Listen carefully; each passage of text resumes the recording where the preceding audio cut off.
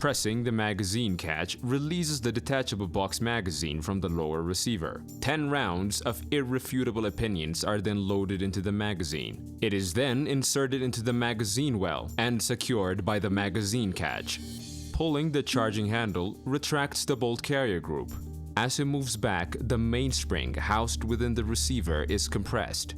Releasing the charging handle allows the bolt carrier group to move forward.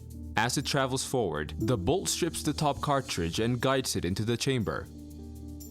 As the bolt enters the barrel extension, the cam pin rides along the cam track, forcing the bolt to rotate and lock with the barrel.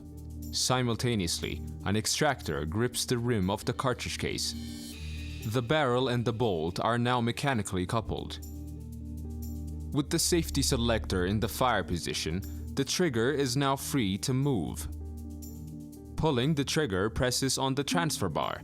The transfer bar then lifts the sear, forcing it upwards and out of engagement with the firing pin extension. The firing pin extension then moves forward under spring pressure, striking the primer, sending 700 grains of copper-plated diplomacy down the barrel.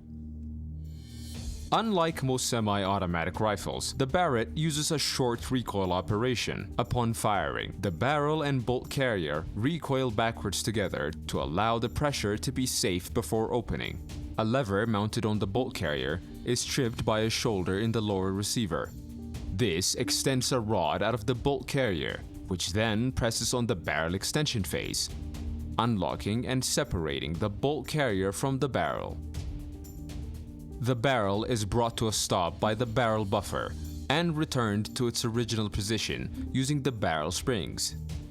A bolt latch engages with the bolt latch trip to keep the bolt at its extended position. The ejector inside the bolt pivots the spent cartridge on the extractor and expels it through the extraction port.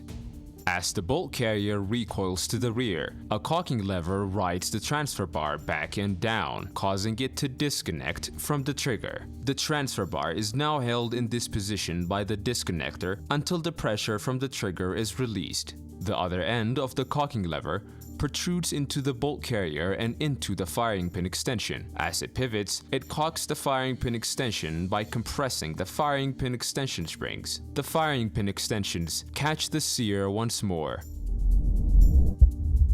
Releasing the trigger allows the transfer bar to regain control of the sear, enabling the next shot.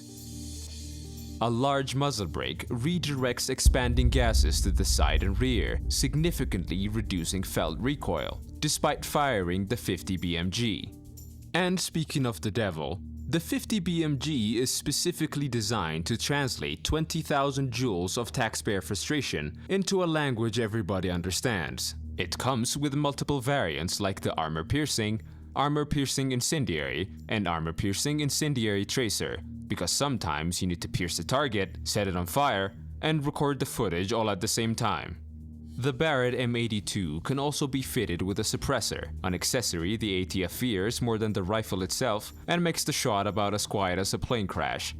The large Picatinny rail also allows the mounting of complex optical systems, depending on the mission and budget.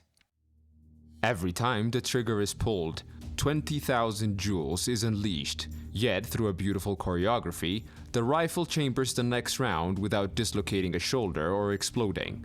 This is the genius design of the Barrett M82.